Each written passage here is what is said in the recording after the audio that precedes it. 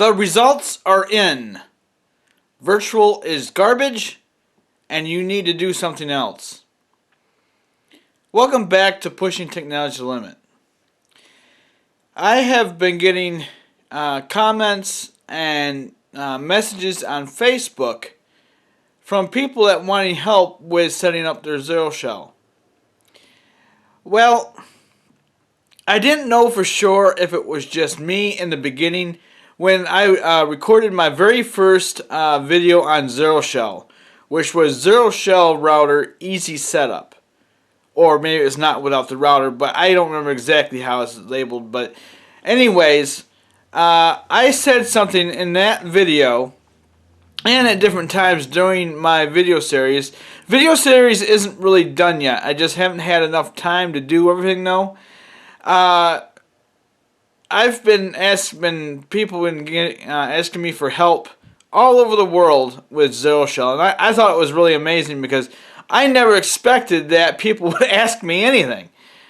So I'm going to tell you straight out now that was what I'm finding through folks' messages on Facebook, comments on YouTube, is virtual is no good for Zeroshell. Now, why are you going to sell for less anyways?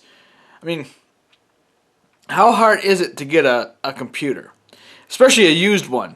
You don't need to go that old. I mean, for crying out loud. They're all over the place. There's Windows 7, there's Windows 8, there's Windows Vista computers.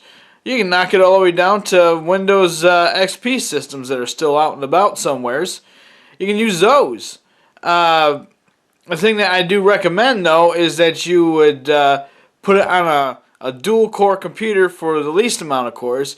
One core is okay, but if you're going to do a lot of advanced traffic, you know, and not just advanced traffic, but even just heavy traffic on your router, you're going to want to have a lot more power than just 2 cores and 1 gig of RAM.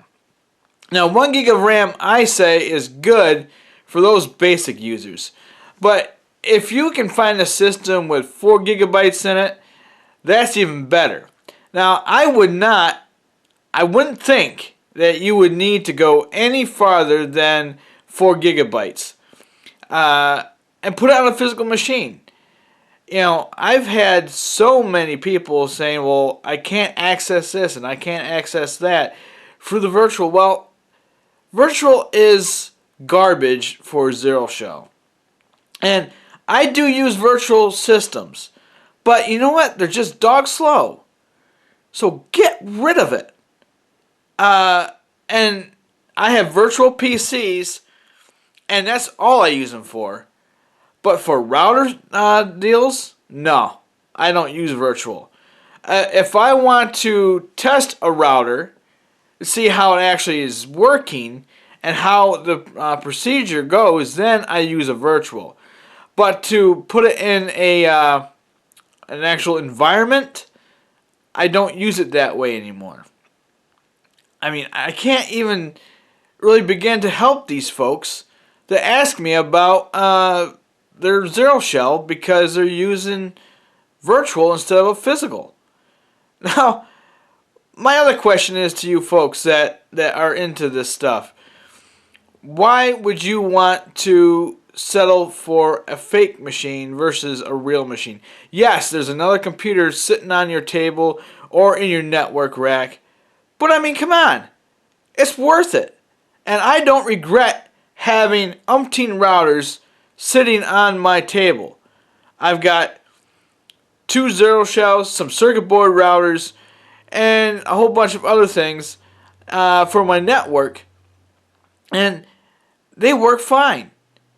Now, if you want to do something advanced with Zeroshell, you know, max out that computer. And you can use like 32-bit or 64-bit.